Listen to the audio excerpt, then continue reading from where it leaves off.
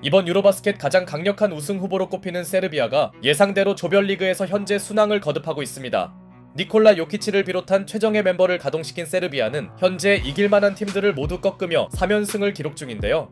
이미 16강 진출을 확보한 세르비아의 이번 상대는 튀르키예였습니다. 이번 대회 최고의 스타로 성장한 알프렌 생훈이 있는 튀르키예는 세르비아와 마찬가지로 현재 조별리그 전승을 달리고 있기에 이날 경기는 보급형과 정품의 맞대결이라는 관전 포인트와 함께 세르비아가 쉽게 승리를 장담할 수 없는 빅매치로 평가되었죠. 알프렌 생훈이 요키치 앞에서 자신의 퍼포먼스를 이을지도 궁금했지만 또 하나의 변수는 보그단 보그다노비치의 대회 아웃이었습니다. 포르투갈전에서 햄스트링 부상을 당한 그의 아웃이 확정되면서 세르비아는 상당한 전력 손실 속에 경기에 임해야 했는데요. 어쨌든 오늘 경기는 이번 대회 최고의 빅매치로 평가되었고 세르비아가 니콜라 요비치의 드라이빙 레이업으로 경기를 날리자 튀르키예도 귀화 선수 셰인 라킨의 3점으로 빠르게 맞불을 놓았지만 보그다노비치의 공백을 메워야 하는 세르비아는 마리코비치의 외곽과 니콜라 요비치의 초반 득점 지원이 큰 힘이 되어줬죠. 반면 튀르키예는 알프렌 생훈이 요키치에게 한 차례 공격이 막히며 극초반이지만 득점 공방전에서 약간 밀리는 모습을 노출했고 결국 상당히 빠른 타이밍의 작전 시간을 요청하는데요. 그러나 세디 오스만의 3점으로 분위기 전환에 들어간 튀르키예는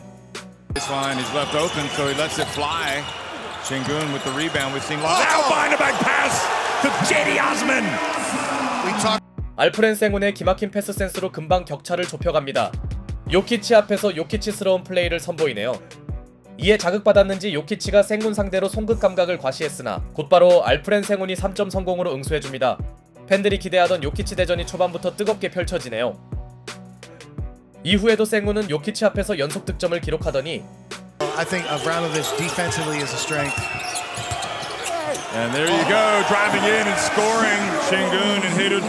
그의 에이스 모드는 튀르키예에게 스코어 우세를 안겨줍니다. 1쿼터만 보면 생훈의 퍼포먼스가 요키치보다 오히려 나았는데요. 황급히 타임을 신청한 세르비아는 외곽 침묵에 발목 잡혔고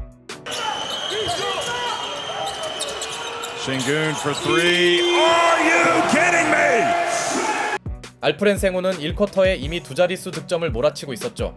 하지만 보그다노비치의 공백을 체감 중이던 세르비아는 페트루세프의 엔드원으로 어렵게나마 반전의 발판을 만들었고 생훈에게 당하던 요키치가 무심한 골밑 득점을 올려놓으면서 어느정도 괜찮은 쿼터 마무리에 성공합니다.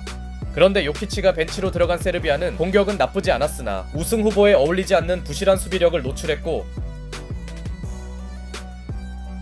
이 구간에서 셰인 라킨의 연이은 3점은 상대를 당황시킵니다. 라킨 제어에 실패한 세르비아는 끌려가는 입장에서 벗어나지 못했죠. 타임 이후에도 생훈과 오스만의 패스 게임은 보는 맛이 있었는데요. 다만 세르비아에선 스테픈 요비치와 니콜라 요비치가 버텨주었고 자신에게 반칙이 불리지 않자 셰인 라킨이 항의하는 과정에서 팀의 흐름을 끊을 수 있는 테크니컬 파울을 선언받습니다. 일단 라킨은 자신의 트롤을 고난이도의 3점으로 만회해봤으나 이미 세르비아의 외곽 생산력도 평균으로 돌아온 느낌이었고 이 무렵 휴식을 마친 니콜라 요키치가 투입되는데요.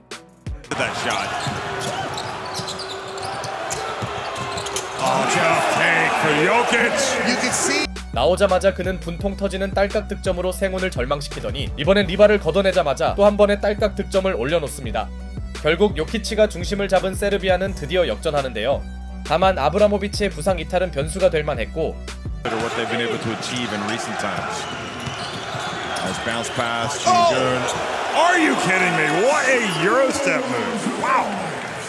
이때 알프렌 생훈이 환상적인 유로스텝으로 넘어간 흐름을 붙잡더니 마치 요키치를 연상시키는 아울렛 패스까지 선보입니다. 이 정도면 그를 보급형이라 부르기 어려울 것 같네요. 요키치와 생훈 모두 팬들의 기대치를 충족시키는 중이었고 이번 대회를 통틀어 가장 흥미로운 승부가 진행 중이었습니다. 요키치의 패스에서 시작된 세르비아의 후반 첫 공격은 엔드원이 되었고 튀르키예도 득점 공방전에서 대등한 양상을 이어가는데요. 한편 생훈 앞에서 야심차게 시도한 공격이 오펜스 파울 선언되며 약간 자존심이 상할 수도 있던 니콜라 요키치는 생훈에게 상대적으로 밀리던 3점까지 성공시킵니다.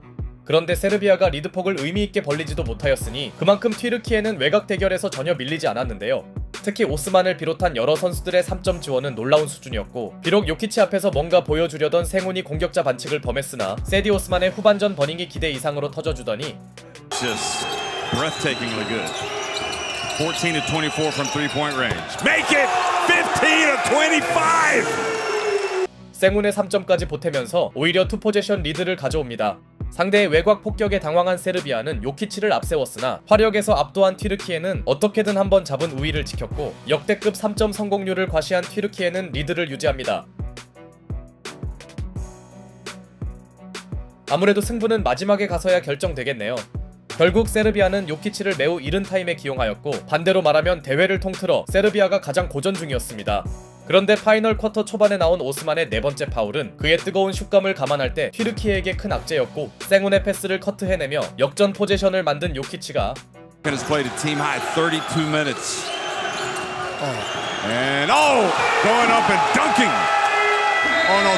꽤나 오랜만에 덩크다운 덩크를 꽂아 넣습니다.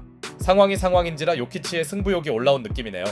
점점 클러치로 향하는 걸 인지한 튀르키예는 타임을 신청했으나 Jokic, second defender at the rim. You can see the closeout. Oh, and Jovic took it right away from Jetty behind the back pass, and Dobrits flies in. 분전하던 오스만의 치명적 턴오버가 도브리치의 덩크로 연결됩니다.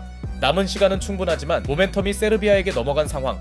이때 전직 NBA 리거였던 퍼칸 코크마즈가 중요한 3점을 성공시키자 곧바로 요키치가 기세를 이어가는 또 하나의 3점을 터뜨려줬고 한동안 공격에 나서지 않은 생운도 화려한 무브를 선보입니다. 다만 튀르키예의 발목을 잡은 건 고비 때마다 나온 실책이었고 덕분에 세르비아는 아슬아슬한 우위를 지킬 수 있었죠. 게다가 슛감이 좋던 오스만은 종료 3분 전 자유투를 얻고도 이를 모두 놓치는 실망스러운 모습을 노출하는데요. 비록 세르비아가 더 이상 달아나지 못한 건 변수로 보였으나 이때까지만 해도 승기가 세르비아에게 넘어간 양상.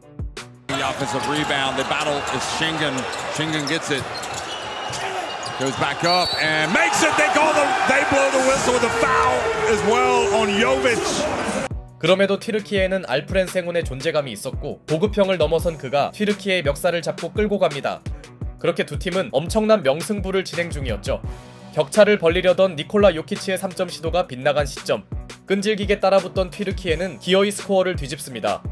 오늘 그들의 3점 성공률은 치트키를 쓴 것 같네요. 어쩌면 세르비아의 대회 첫 패배가 가능할 수 있는 상황. 이제 서로에겐 2분 이하의 시간만 남아있었는데요. 요키치를 살리려던 세르비아의 공격이 턴오버로 끝났으나 튀르키예를 캐리하던 3점이 하필 이때 림을 빗나갔고 요비치의 야투 실패가 요키치의 결정적 풋백 득점으로 이어지며 세르비아는 정말 어렵게나마 다시 앞서 나갑니다. 하지만 알프렌 생곤이 빠르게 자유투 획득에 성공하는데요.